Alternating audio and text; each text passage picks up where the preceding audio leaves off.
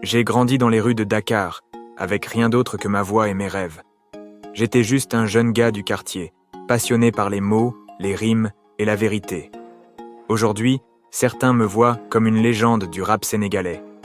Mais croyez-moi, derrière les trophées, les millions de vues et les concerts pleins à craquer, il y a une autre réalité. Ma réalité. Une histoire de douleur, de lutte, de révolte et d'engagement. Je vais vous raconter le vrai moi. Pas le rappeur, mais l'homme, Dip Doundou Guiss, Doundou. Je m'appelle Dominique Preyra, mais tout le monde me connaît sous le nom de Dip Doundou Guiss. Je suis né le 22 mars 1991 à Dakar, la capitale vibrante du Sénégal, dans un quartier populaire où les rues débordent de vie, de rire et parfois de lutte. Ma maison d'enfance se trouvait dans une ruelle étroite, non loin de la plage où les vagues de l'Atlantique viennent s'écraser avec force. C'était une petite maison en parpaing, avec un toit en tôle ondulée qui laissait passer l'eau pendant la saison des pluies, entre juin et septembre. Mon père, Amadou Preyra, travaillait comme ouvrier dans une usine de transformation de poissons à Rufisque, une ville à une trentaine de kilomètres de Dakar. Il partait tôt le matin dans un vieux bus bleu et jaune et rentrait tard, les mains marquées par le travail. Ma mère, Fatou Diop, était marchande au marché Sandaga, au cœur de Dakar. Elle installait son étal tous les jours, vendant des pagnes wax, des bijoux en perles et des tissus brodés. Un commerce qui demandait patience et endurance sous le soleil brûlant. Nous étions une famille de 7, mes 2 frères aînés, Ibrahima et Samba, ma sœur aînée Aminata, moi et mes 2 petites sœurs, Mariama et Kadi. La maison était petite, avec seulement 2 pièces. Le salon, où trônait un vieux canapé rouge et un poste radio Philips, était notre espace commun. La seconde pièce servait de chambre, où nous dormions tous sur des nattes en paille, posées à même le sol en ciment. Dans la cour, un manguier nous offrait de l'ombre, et ma mère cuisinait dehors sur un feu de bois, préparant des plats comme le siboujen, du riz au poisson, qui embaumait toute la ruelle. Chaque matin, l'appel à la prière de la mosquée voisine nous réveillait, un son qui rythmait nos journées et celles de tout le quartier. Enfant, je passais mes journées à jouer dans les ruelles avec mes amis, comme Mamadou et Cheikh, qui deviendraient plus tard mes premiers soutiens dans ma carrière musicale. Nous fabriquions des ballons avec des chiffons et des cordes et jouions sur un terrain vague près de l'école El Hadji Malick Sy, un espace de terre battue entouré de maisons basses. Mais la vie n'était pas toujours un jeu. Je me souviens des inondations qui frappèrent souvent notre quartier, surtout pendant les grandes pluies de juillet et août. L'eau envahissait notre maison, montant parfois jusqu'aux chevilles, et nous devions dormir sur des matelas trempés pendant des semaines. Les familles autour de nous souffraient aussi, et l'aide du gouvernement arrivait rarement à temps. À l'école El Hadji Malick Sy, où j'ai étudié dès l'âge de 5 ans, j'étais un élève moyen. Nous étions nombreux dans une classe, assis sur des bancs en bois usés, avec des ardoises et des craies qui se cassaient souvent. Notre institutrice, Madame Ndiaye, nous enseignait le français et les mathématiques, mais les coupures d'électricité fréquentes nous forçaient parfois à lire à la lumière du jour filtrant par les fenêtres. Malgré ces défis, j'aimais l'école, surtout les moments où nous récitions des poèmes ou chantions des chansons traditionnelles Wolof pendant les fêtes scolaires. Ces moments ont éveillé en moi un amour pour les mots et le rythme. Ma conscience des injustices autour de moi s'est développée tôt. J'entendais mon père parler avec les voisins près du puits communal, où les femmes faisaient la queue pour puiser de l'eau.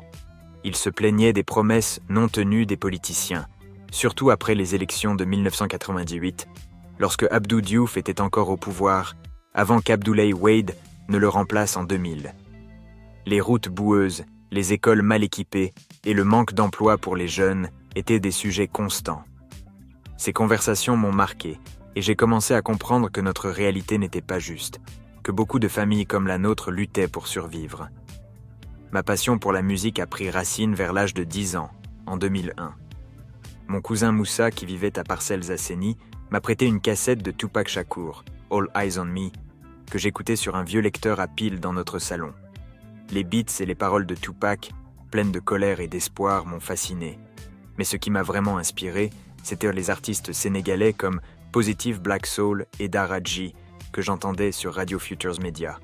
Leur chanson Boule Fallée de Positive Black Soul, sortie en 1996, parlaient des réalités de la jeunesse sénégalaise, le chômage, la corruption, les espoirs brisés, et je me sentais profondément connecté à leur message. À 11 ans, en 2002, ma mère m'a offert un carnet pour mes bons résultats scolaires et j'ai commencé à écrire mes premières rimes. Mes textes décrivaient ce que je voyais autour de moi. Les enfants mendiant près de la mosquée, les jeunes désœuvrés jouant aux cartes sous les manguiers et les pirogues remplies de candidats à l'émigration qui partèrent de la plage, souvent pour ne jamais revenir. En 2005, à 14 ans, mes parents m'ont inscrit au foyer Eymard, une institution catholique située dans mon quartier, gérée par la congrégation des Frères du Saint-Sacrement. Mes parents, tous deux catholiques pratiquants, voulèrent m'offrir une éducation plus structurée et une discipline stricte. Le foyer était un bâtiment en béton gris avec une cour centrale, un manguier au milieu et une chapelle ornée de vitraux représentant la Vierge Marie et Saint Joseph. J'y ai vécu jusqu'en 2008, partageant un dortoir avec d'autres garçons, dormant sur un lit simple avec une moustiquaire usée. Chaque matin, nous assistions à la messe dans la chapelle, dirigée par le frère Paul, un prêtre originaire de Thiès. Ces moments de prière, où nous chantions des cantiques comme « Ô Vierge Mère », ont renforcé ma foi catholique. Le frère Paul me répétait souvent « Dieu a un plan pour chacun de nous, Dominique », des mots qui m'ont donné un sentiment de mission. Au foyer, les journées étaient rythmées.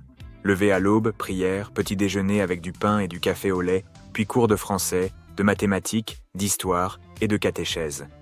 J'étais un élève moyen, mais je me distinguais dans les récitations poétiques, un talent que ma professeure de français, Madame Sau, encourageait.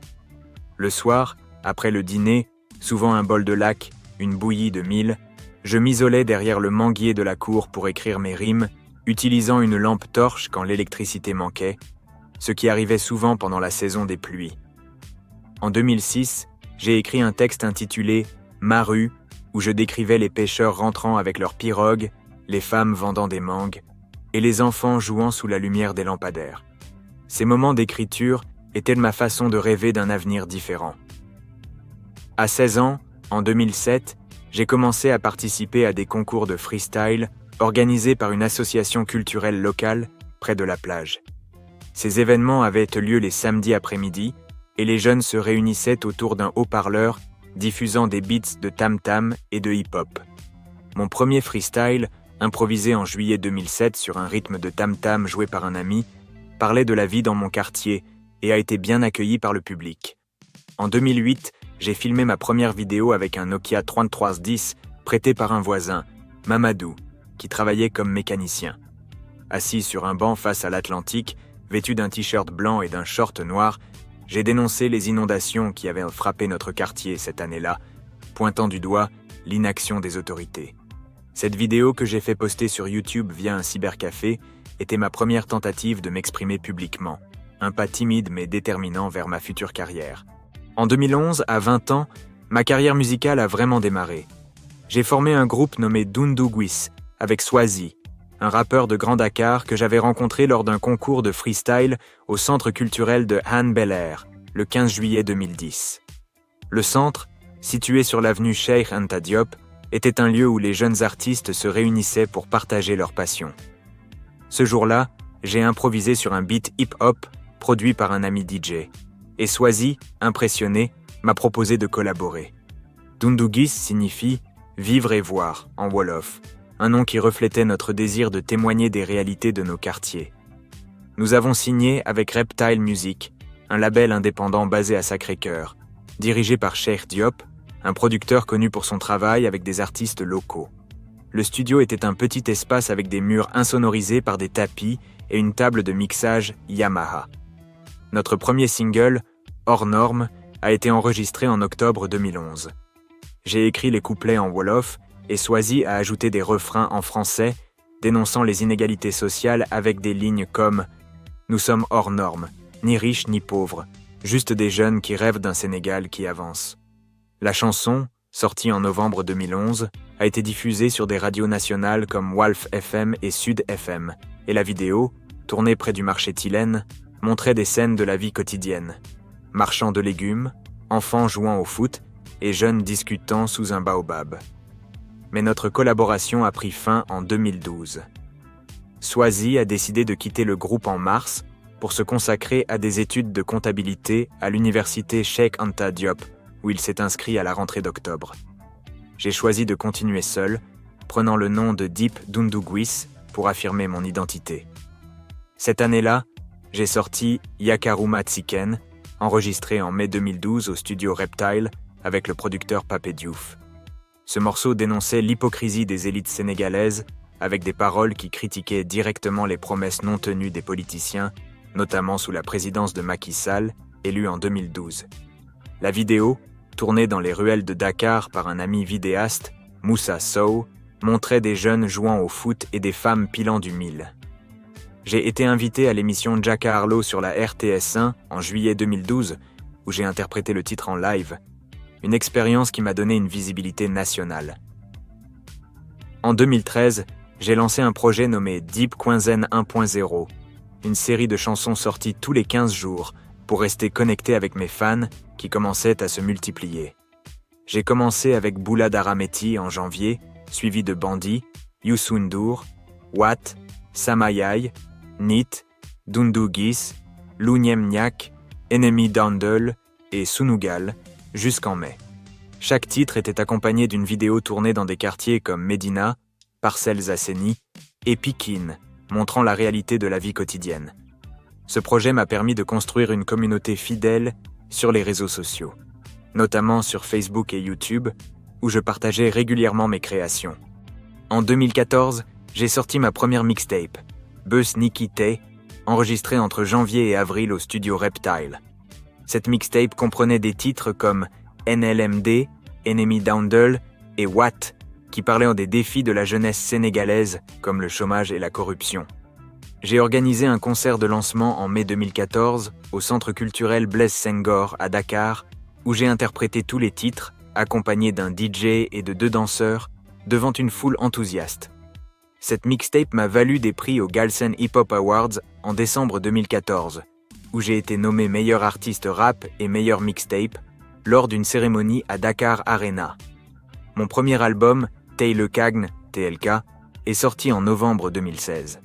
Enregistré entre juin et octobre 2016 au studio Reptile, il regroupait des titres comme Yakaruma Tsiken, Hors Norme, Boula Darameti, Bandi et Enemy Dandel, ainsi que des collaborations avec des artistes locaux comme Sipi, Titi et Marema.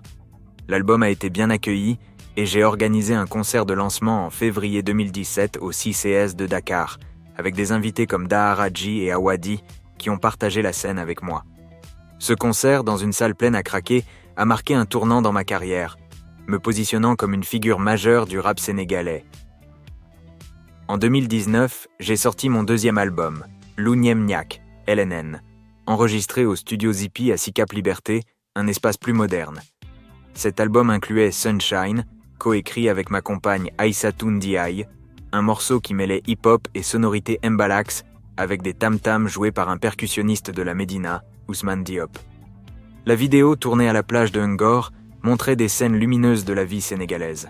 Cet album m'a valu une nomination aux African Talent Awards 2019, dans la catégorie Meilleur rappeur africain, lors d'une cérémonie à Lagos, où j'ai partagé la scène avec des artistes comme Sarkodie et Nasty C.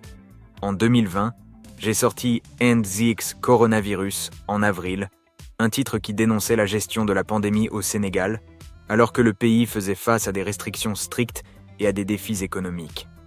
La vidéo, tournée dans les rues désertes de Dakar pendant le confinement, montrait des marchés fermés et des jeunes portant des masques, reflétant l'impact de la crise sur la population. En 2021, Free Sénégal, sorti en mars, est devenu un hymne de résistance. Enregistré après l'arrestation d'Ousmane Sonko le 3 mars, un événement qui a déclenché des émeutes à travers le pays, ce morceau dénonçait la répression et appelait à la justice. Le clip, réalisé par Moussa Sow, incluait des images des manifestations, capturant la colère et l'espoir de la jeunesse.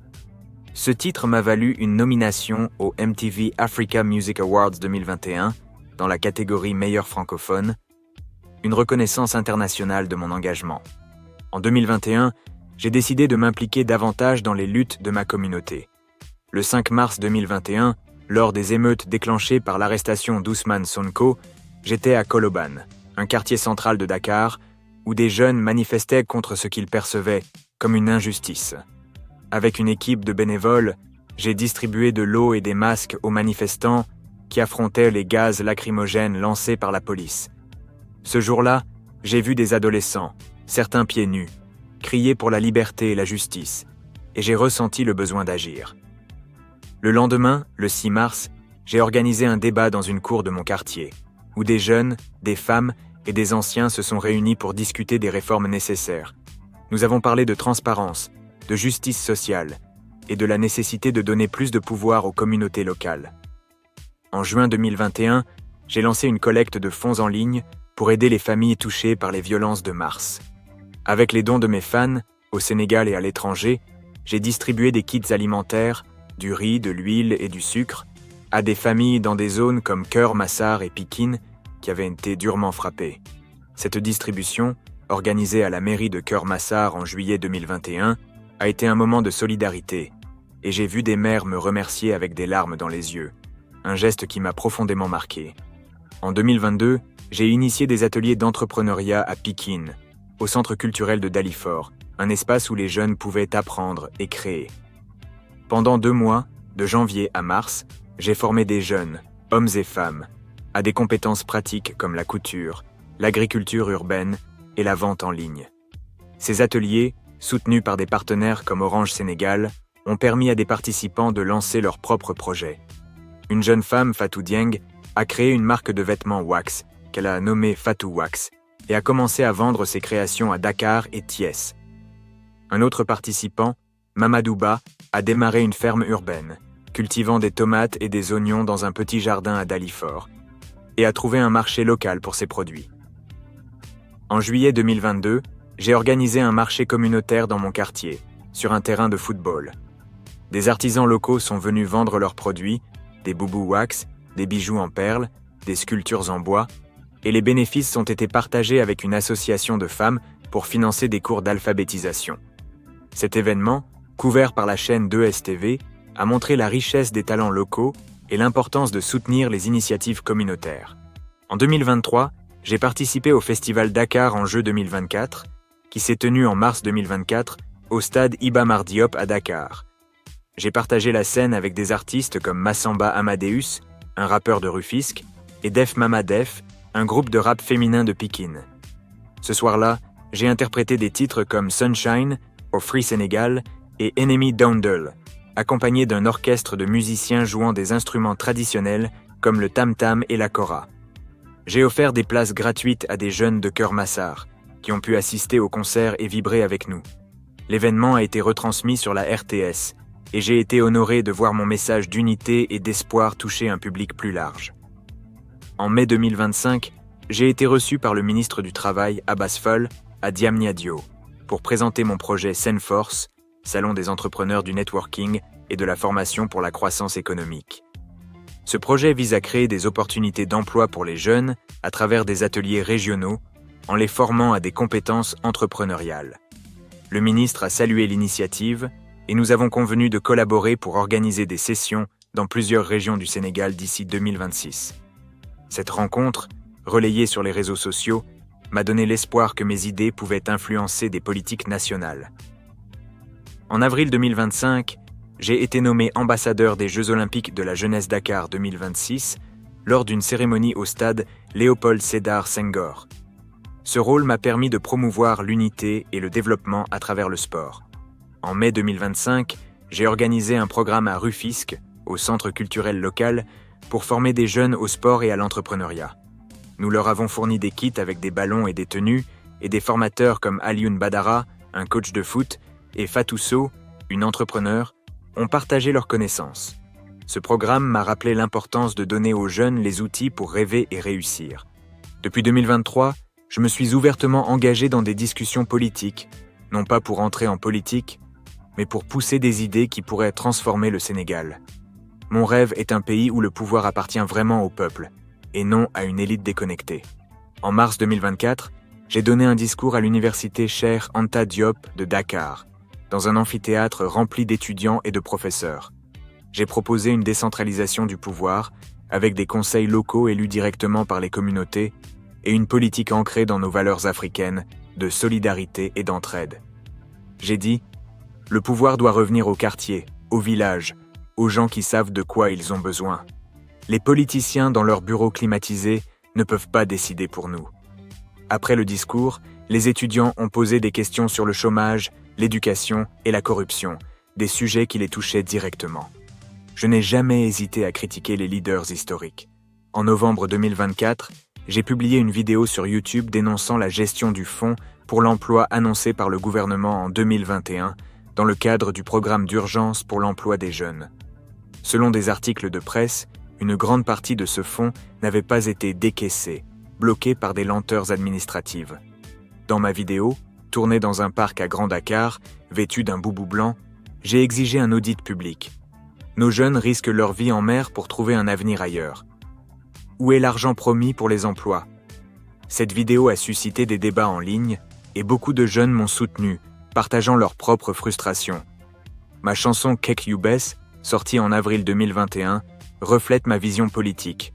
Enregistrée au studio Xipi, elle appelle à une révolution pacifique, avec des paroles en Wolof, qui insistent sur la nécessité d'un changement ancré dans nos valeurs. Kek You Bess, Dousi Kao, Dousi Souf, Samak Sol Yalla Mokodef.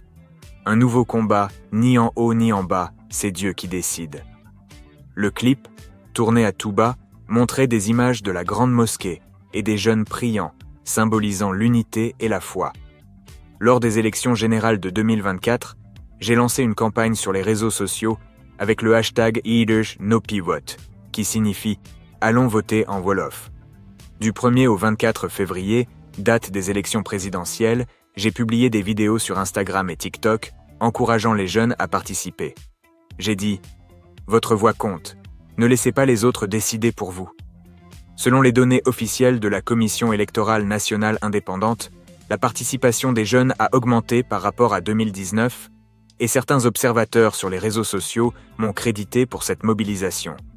En avril 2025, j'ai été nommé ambassadeur des Jeux Olympiques de la jeunesse Dakar 2026, lors d'une cérémonie au stade Léopold Sédar Senghor. Ce rôle m'a donné une plateforme pour promouvoir l'unité africaine et l'autonomie économique.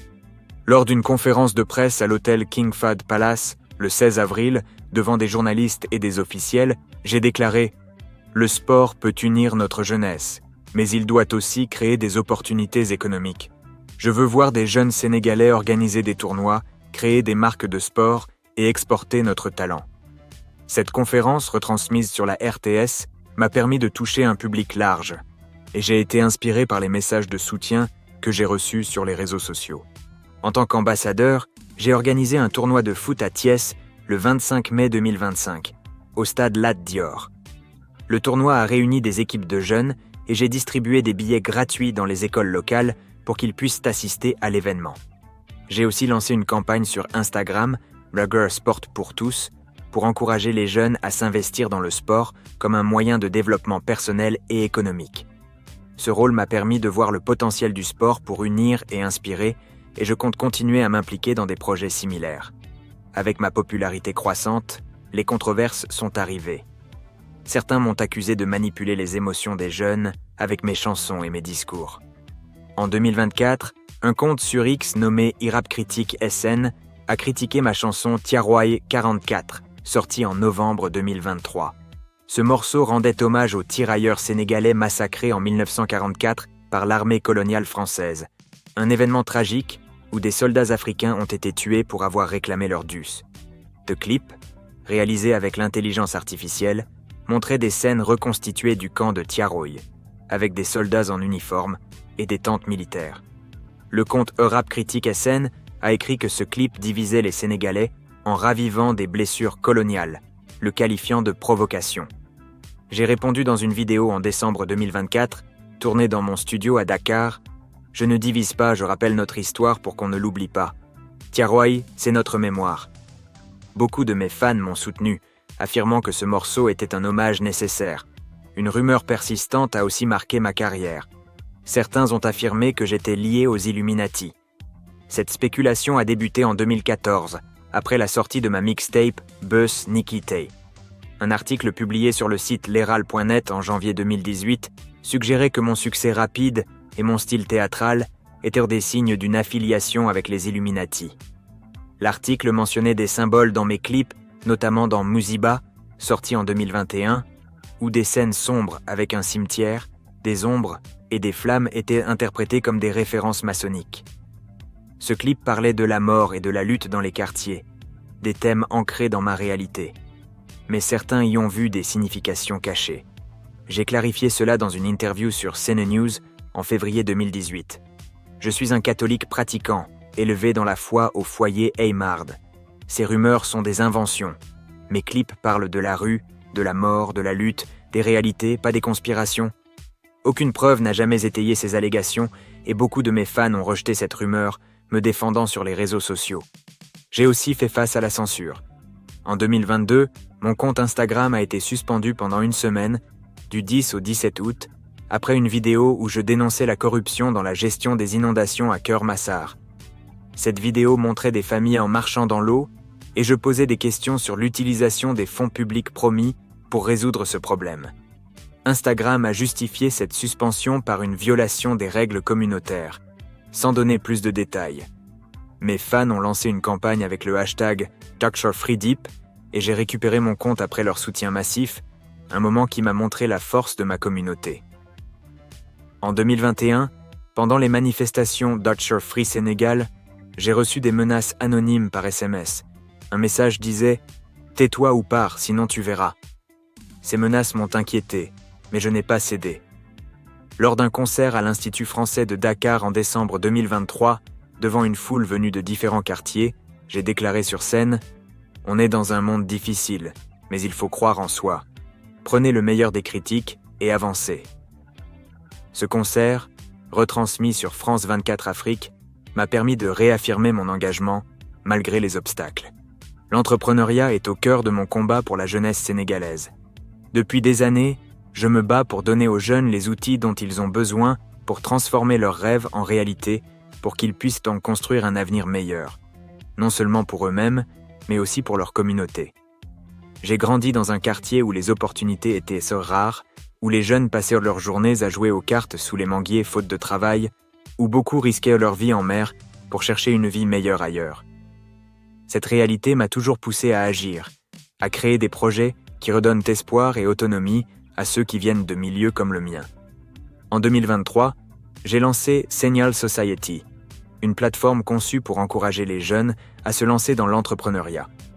Tout au long de l'année, nous avons organisé des ateliers dans plusieurs villes, Dakar, Thiès et Saint-Louis. À Dakar, les sessions se tenaient au Centre culturel de Sacré-Cœur, un bâtiment animé où les jeunes artistes et entrepreneurs se retrouvaient souvent. À Thiès, nous étions au Centre culturel régional, un espace entouré de baobabs qui offrait une ambiance inspirante. À Saint-Louis, les ateliers avaient lieu à l'Institut français, sur le quai Roume, avec vue sur le fleuve Sénégal. Ces ateliers étaient ouverts à tous les jeunes motivés, hommes et femmes, âgés de 18 à 30 ans, qui voulaient apprendre des compétences pratiques pour lancer leurs projets. Chaque atelier durait plusieurs jours et couvrait des sujets variés. La création de boutiques en ligne, les techniques d'agriculture urbaine et la gestion financière de base. Par exemple, dans les sessions sur le digital, nous apprenions aux participants comment utiliser Instagram et WhatsApp pour vendre leurs produits, en créant des profils attractifs et en prenant des photos qui mettaient en valeur leur création. Dans les ateliers d'agriculture urbaine, nous leur montrions comment cultiver des légumes comme des tomates ou des oignons dans des espaces restreints, en utilisant des techniques hors sol adaptées aux zones urbaines. Pour la gestion financière, nous leur apprenions à élaborer un budget simple, à gérer leurs dépenses et à épargner pour investir dans leurs projets. Ces ateliers étaient animés par des formateurs locaux, comme Awan Diaye, une entrepreneure de Dakar qui avait lancé une marque de cosmétiques bio, et Samba Sow, un agriculteur urbain de Pikine qui cultivait des légumes sur le toit de sa maison. Ces sessions ont été financées grâce à des dons de mes fans qui ont cru en ma vision et par un partenariat avec Orange Sénégal, une entreprise qui soutient souvent des initiatives pour la jeunesse. Les résultats ont été inspirants. Un participant, Amadou Ba, un jeune de Rufisque, a lancé une ferme bio après avoir suivi l'atelier de Thiès. Il a commencé à cultiver des tomates et des oignons dans un petit terrain qu'il louait, et il a trouvé un marché local pour vendre ses produits, ce qui lui a permis d'améliorer sa vie et celle de sa famille. Une autre participante, Mariama Diop, une couturière de Saint-Louis, a utilisé les cours sur le digital pour créer une boutique en ligne pour ses boubous wax. Elle a commencé à vendre ses créations non seulement dans sa ville, mais aussi à Dakar et même à des clients en Gambie, élargissant ainsi son réseau et ses revenus. En 2024, j'ai organisé un marché communautaire dans mon quartier, sur un terrain de football entouré de maisons basses et de petites boutiques. Cet événement, qui s'est tenu en juillet, a réuni des artisans locaux qui sont venus vendre leurs créations. Des boubous wax aux motifs colorés, des bijoux en perles faits à la main et des sculptures en bois représentant des scènes de la vie quotidienne sénégalaise, comme des pêcheurs ou des femmes pilant du mil. L'ambiance était festive, avec de la musique mbalax jouée par un petit groupe local et des enfants qui couraient entre les étals, riant et jouant. Une partie des bénéfices a été reversée à une association de femmes de mon quartier, qui a utilisé cet argent pour financer des cours d'alphabétisation pour des femmes adultes. Ces cours, tenus à l'école communautaire locale, ont permis à ces femmes d'apprendre à lire et à écrire, leur donnant plus d'autonomie pour gérer leur petit commerce ou aider leurs enfants avec leurs devoirs. Cet événement, couvert par la chaîne 2STV, a mis en lumière les talents locaux et l'importance de soutenir les initiatives communautaires. J'ai ressenti une immense fierté en voyant les artisans sourire, fiers de présenter leurs créations, et en entendant les femmes de l'association me dire combien ces cours allaient changer leur vie. En avril 2025, j'ai organisé un autre événement majeur, le lancement de Senforce, un projet qui me tient particulièrement à cœur. Senforce, qui signifie Salon des entrepreneurs du networking et de la formation pour la croissance économique, a été lancé à Dakar Arena, une grande salle située à Diamniadio, à une quarantaine de kilomètres de Dakar. L'objectif était clair, créer des opportunités d'emploi pour les jeunes en leur offrant des formations et des financements pour leurs projets. Lors du forum, nous avons accueilli des jeunes entrepreneurs de différents quartiers de Dakar, comme Pikine, Guédiawaye et Parcelles Assainies, qui sont venus avec leurs idées et leurs ambitions. Le forum a duré une journée entière, avec des sessions animées par des formateurs expérimentés. Fatou Sow, une entrepreneure de 35 ans spécialisée dans le marketing, a animé une session sur le networking, expliquant comment établir des relations professionnelles et trouver des partenaires pour développer un projet. Alioune Badara, un coach de 40 ans qui dirige une petite entreprise de logistique, a parlé de gestion financière, enseignant aux participants comment gérer leurs ressources et éviter les dettes. J'ai moi-même pris la parole pour partager mon parcours, racontant comment j'ai transformé ma passion pour la musique en une plateforme pour aider les autres, et encourageant les jeunes à croire en eux-mêmes, même face aux obstacles. Plusieurs participants ont pu obtenir des financements pour lancer leur projet. Mamadou Diop, un jeune de 27 ans de Guédiawaye, a présenté une idée de start-up de livraison à vélo, visant à répondre aux besoins croissants de livraison rapide dans les quartiers de Dakar. Son projet a été retenu et il a reçu un financement pour acheter des vélos et embaucher d'autres jeunes de son quartier, créant ainsi des emplois locaux. Une autre participante, Aïssatou Faye, a lancé une petite entreprise de transformation de produits locaux, comme des confitures à base de bissap et de mangue qu'elle vendait dans des marchés locaux. Ces histoires m'ont rempli de fierté, car elles montraient que les jeunes Sénégalais avaient du talent et de l'ambition, et qu'avec le bon soutien, ils pouvaient transformer leurs idées en réalité. La semaine dernière, le 26 mai 2025, j'ai organisé un nouvel atelier dans le cadre de Senforce, cette fois au Centre culturel de Sacré-Cœur, à Dakar. Cet atelier était une continuation de ma mission de soutenir les jeunes entrepreneurs, et il m'a permis de voir une fois de plus la détermination et la créativité de la jeunesse sénégalaise.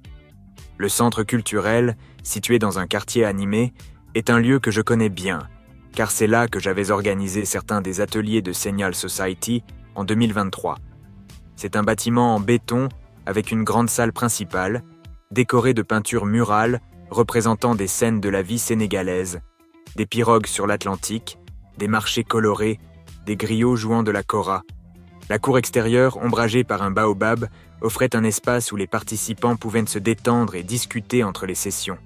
L'atelier a duré une journée complète, de 9h du matin à 6h du soir, et a réuni des jeunes entrepreneurs de différents quartiers de Dakar, comme Médina, Grand Dakar et Anne Belair. Beaucoup d'entre eux étaient déjà en train de développer de petits projets, mais ils cherchaient des conseils pour passer à l'étape supérieure. Certains vendaient des produits artisanaux, comme des sacs en tissu wax ou des bijoux en perles, tandis que d'autres avaient des idées plus ambitieuses, comme la création de services de livraison ou de petites fermes urbaines. J'avais invité des formateurs locaux pour animer les sessions, ainsi que des entrepreneurs plus expérimentés qui pouvaient partager leur parcours et leurs conseils. La matinée a commencé par une session sur la création d'une marque personnelle, animée par Kadine Diaye, une entrepreneure de 32 ans qui avait lancé une marque de vêtements pour enfants à Pékin. Elle a expliqué aux participants comment raconter leur histoire à travers leurs produits, en utilisant des éléments de leur culture et de leur vécu pour se démarquer. Elle leur a montré comment choisir un nom pour leur entreprise, comment créer un logo simple avec des applications gratuites sur leur téléphone, et comment utiliser les réseaux sociaux pour attirer des clients. J'ai vu les participants prendre des notes avec sérieux, certains dessinant déjà des idées de logos sur leur carnet, inspirés par les conseils de Kadi. Après une pause déjeuner, où nous avons partagé un repas de séboujan préparé par une femme du quartier, l'après-midi a été consacré à des ateliers pratiques. Un formateur, Samba Diop, un comptable de 40 ans qui travaillait avec des petites entreprises, a animé une session sur la gestion des finances. Il a expliqué comment tenir un registre simple des dépenses et des revenus, comment calculer les bénéfices et comment épargner pour réinvestir dans leurs projets. Il a insisté sur l'importance de la discipline financière, racontant l'histoire d'un jeune entrepreneur qu'il avait accompagné et qui avait réussi à ouvrir une deuxième boutique en économisant régulièrement. Les participants ont posé beaucoup de questions, notamment sur la gestion des imprévus, comme les pannes de matériel ou les hausses de prix des matières premières, et Samba a pris le temps de répondre à chacun avec patience. Un autre atelier, animé par Aïssatou Kane, une spécialiste du marketing digital, portait sur l'utilisation des réseaux sociaux pour développer une clientèle. Aïssatou, qui avait 28 ans et dirigeait une petite agence de communication à Dakar, a montré aux participants comment créer des publications attrayantes sur Instagram et WhatsApp, en utilisant des photos de leurs produits et des messages qui parlaient directement à leurs clients. Elle leur a aussi appris à répondre aux messages des clients de manière professionnelle et à utiliser des hashtags pour atteindre un public plus large. J'ai été impressionné de voir des jeunes qui n'avaient jamais utilisé Instagram de manière professionnelle commencer à créer des publications sur place avec l'aide d'Aïssatou et partager leurs premières photos de produits, des boucles d'oreilles en perles, des pagnes wax ou des pots de confiture maison. En fin de journée, j'ai organisé une session de networking où les participants pouvaient se présenter et échanger leurs contacts. J'ai vu des jeunes discuter avec enthousiasme, formant des groupes pour parler de leurs projets et explorer des collaborations possibles. Par exemple, une participante qui fabriquait des bijoux a rencontré un jeune qui vendait des tissus wax et ils ont décidé de travailler ensemble pour créer des ensembles coordonnés, des boucles d'oreilles assorties à des foulards ou des robes. Un autre groupe, composé de jeunes qui voulaient lancer une ferme urbaine, a décidé de partager un terrain pour cultiver des légumes ensemble, réduisant ainsi leurs coûts. Ces moments de connexion m'ont rempli de joie car ils montrèrent que cet atelier ne se limitait pas à des formations. Il créait aussi une communauté, un réseau de jeunes entrepreneurs qui pouvaient se soutenir mutuellement. Avant de clore la journée, j'ai pris la parole pour partager mon propre parcours. Assis sur une chaise en plastique au centre de la salle, entouré des participants qui m'écoutaient attentivement, j'ai raconté comment j'avais commencé à écrire des rimes dans un carnet à 11 ans, comment j'avais filmé ma première vidéo en 2008 pour dénoncer les inondations et comment j'avais transformé ma passion pour la musique en une plateforme pour aider les autres. J'ai dit, vous avez tous du talent, vous avez tous des rêves. Ce qui compte, c'est de persévérer, même quand c'est difficile. Cherchez des partenaires, apprenez des autres et n'ayez pas peur d'échouer. Les participants m'ont applaudi chaleureusement et plusieurs sont venus me parler après la session, me disant que mon histoire les avait motivés à continuer, même face aux obstacles. Le lendemain, le 27 mai 2025, j'ai partagé des photos de l'atelier sur Instagram, montrant les participants en train de travailler, de discuter et de sourire ensemble. J'ai écrit « Fier de voir autant de jeunes motivés à transformer leurs idées en réalité. Ensemble, nous pouvons bâtir un Sénégal où chaque jeune a sa place. » Les réactions ont été nombreuses, avec des messages de soutien de mes fans, mais aussi de participants qui ont partagé leurs propres témoignages, disant combien l'atelier les avait inspirés. Cet événement m'a rappelé pourquoi je fais tout cela. Pour voir des jeunes comme ceux que j'ai rencontrés ce jour-là prendre leur avenir en main, avec courage et détermination. Ces initiatives, de Senior Society à Sendforce, en passant par les marchés communautaires et les ateliers comme celui du 26 mai, sont ma façon de redonner à ma communauté. Je veux que les jeunes Sénégalais sachent qu'ils peuvent réussir, qu'ils peuvent créer leurs propres opportunités, même dans un contexte difficile. Chaque projet lancé, chaque sourire que je vois sur le visage d'un jeune entrepreneur me rappelle que ce combat en vaut la peine. Et je compte bien continuer, avec encore plus de projets, pour soutenir la jeunesse et bâtir un avenir où chacun peut briller. En 2025, je suis devenu bien plus qu'un rappeur. Je suis une voix pour une génération qui refuse de se taire, un symbole de résilience et d'espoir. À 34 ans, je continue de porter les rêves de la jeunesse africaine tout en restant fidèle à mes racines. Ma mission est claire, inspirer, unir et donner les moyens à ceux qui viennent des quartiers comme le mien de croire en eux-mêmes. Le 30 mai 2025, j'ai publié une vidéo qui a marqué les esprits. Tournée à la plage de Ngor, avec les vagues de l'Atlantique en arrière-plan, je me tenais sur un rocher, vêtu d'un boubou blanc et d'un bonnet rouge, le soleil couchant illuminant la scène. J'ai parlé directement à la caméra. Nous sommes Africains, nous sommes fiers, et nous devons croire en nous-mêmes.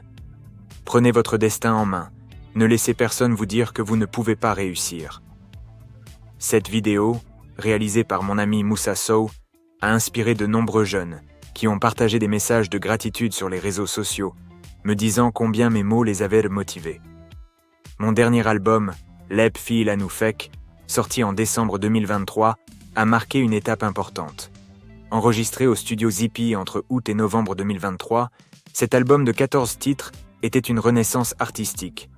J'ai collaboré avec des artistes comme Fatou Gewel Diouf, une chanteuse de Mbalax, sur une reprise de Sama Yaye, mêlant tam-tam, kora et flow hip-hop. L'album incluait aussi Xam Sabop et Sunugal, des morceaux qui parlèrent de confiance en soi et d'unité nationale. Le concert de lancement, organisé le 26 décembre 2023 à l'Institut français de Dakar, a réuni des fans de différents quartiers comme Keur Massar et Colobane. J'ai interprété tous les titres, accompagné d'un orchestre de musiciens traditionnels et de danseurs en costume Wolof. Un moment de célébration retransmis sur France 24 Afrique. En 2024, mon clip Tiaroy 44 a été un projet marquant. Sorti en novembre 2023, ce court-métrage réalisé avec l'intelligence artificielle rendait hommage aux tirailleurs sénégalais massacrés en 1944. Le clip montrait des scènes reconstituées du camp de Tiaroy, avec des soldats en uniforme et des tentes militaires. Et mes paroles en Wolof et français racontèrent leur histoire. Tiaroye, Sama Baay, Samandey, Yo Rek Nga Didem. Tiaroye, mon père, ma mère, tu es parti seul. Ce clip a été sélectionné au World AI Film Festival en avril 2025 à Los Angeles, parmi des œuvres du monde entier. Bien que je n'ai pas pu m'y rendre à cause de contraintes de visa, j'ai envoyé un message vidéo. Ce clip est ma façon d'honorer nos héros oubliés. Tiaroy n'est pas juste une histoire, c'est notre mémoire. Cet honneur m'a rendu fier de porter notre histoire sur la scène internationale. En tant qu'ambassadeur des Jeux Olympiques de la jeunesse Dakar 2026, un rôle que j'ai accepté en avril 2025, j'ai continué à m'investir pour la jeunesse. En mai 2025, j'ai organisé un programme à Rufisque, formant des jeunes au sport et à l'entrepreneuriat, avec des kits comprenant des ballons et des tenues. Des formateurs comme Alioune Badara et Fatou Sow ont partagé leurs compétences et j'ai organisé un tournoi de foot à Thiès le 25 mai au stade Lat Dior pour promouvoir l'unité à travers le sport. Ma campagne Trauma Sport pour tous sur Instagram a encouragé les jeunes à s'impliquer dans le sport comme un moyen de développement. Le 1er juin 2025, j'ai annoncé sur Instagram un nouvel album collaboratif prévu pour décembre 2025. Enregistré au studio Xipi depuis mars, ce projet inclura des artistes comme Burna Boy et Oumou Sangaré avec un titre intitulé Africa Mouille qui parle de l'unité africaine. J'ai aussi collaboré avec Étoile de Dakar pour un hommage à Youssou N'Dour, prévu comme single principal. Cet album, produit par Pape Diouf et Cheikh Diop, comprendra des chansons en Wolof, français et anglais pour toucher un public international et montrer la richesse de notre culture. Mes fans continuent de me soutenir sur les réseaux sociaux où je partage mes projets et mes messages d'espoir. Lors d'une conférence à l'Institut français en mai 2025, devant des jeunes de différents quartiers, j'ai dit « Croyez en vous, travaillez dur et ne laissez jamais les obstacles vous arrêter. » Leurs applaudissements m'ont rappelé pourquoi je fais ce que je fais. Pour eux, pour nous, pour un avenir meilleur. Je suis Dip Doundou Guiss, un fils de Dakar devenu une voix pour l'Afrique. Mon parcours n'était pas écrit d'avance. Né dans un quartier populaire où les rêves sont souvent étouffés par les réalités du chômage et des inondations, j'ai transformé mes luttes en force. De mes premières rimes écrites à 11 ans dans un carnet, à mes concerts devant des foules en liesse, comme celui de l'Institut français en 2023, j'ai bâti mon chemin avec authenticité et foi. Ma carrière musicale, de hors norme en 2011 à Humphrey Sénégal en 2021, m'a permis de toucher des cœurs à travers le Sénégal et au-delà. Mes albums Taylor Cagne et Lou Niemeniak, ainsi que des nominations aux African Talent Awards et aux MTV Africa Music Awards, ont montré que le rap sénégalais pouvait porter des messages universels. Mais ce qui me touche le plus, ce sont les messages de jeunes qui me disent que mes chansons les ont inspirés à croire en eux-mêmes. Mon engagement social et politique a été tout aussi important. En 2021, j'ai soutenu les manifestants à Colobane et aidé les familles touchées par les violences. En 2022, j'ai formé des jeunes à Pikine, et en 2023, Signal Society a donné des outils à des entrepreneurs. Senforce, lancé en 2025, et mon rôle d'ambassadeur pour Dakar 2026, montrent mon engagement à créer des opportunités pour la jeunesse. Les controverses, comme les rumeurs sur les Illuminati ou les critiques sur Tiaroy 44, ne m'ont pas arrêté. J'ai clarifié ces rumeurs en 2018, affirmant ma foi catholique, et j'ai continué à m'exprimer malgré les menaces et la censure. Aujourd'hui, je suis un symbole pour une jeunesse qui refuse de se taire. Ma vidéo sur la dignité africaine en mai 2025 et mon prochain album collaboratif avec des artistes comme Burna Boy montrent que je ne m'arrête pas. Je veux que mon histoire inspire d'autres jeunes à rêver grand. Je suis un héros inattendu, mais nécessaire, et je continuerai à chanter, parler et agir pour un Sénégal et une Afrique fiers et unis. Merci à tous ceux qui m'ont écouté du début jusqu'à la fin, qui ont pris le temps de découvrir mon histoire, mon parcours, mes luttes et mes rêves. Votre attention me touche profondément et j'espère que mes mots ont pu vous inspirer. Je tiens aussi à remercier cette chaîne de m'avoir invité à partager ma voix avec vous. Si vous avez aimé ce moment, je vous invite à vous abonner pour soutenir leur travail et continuer à découvrir des histoires qui comptent. Ensemble, faisons grandir cette belle communauté.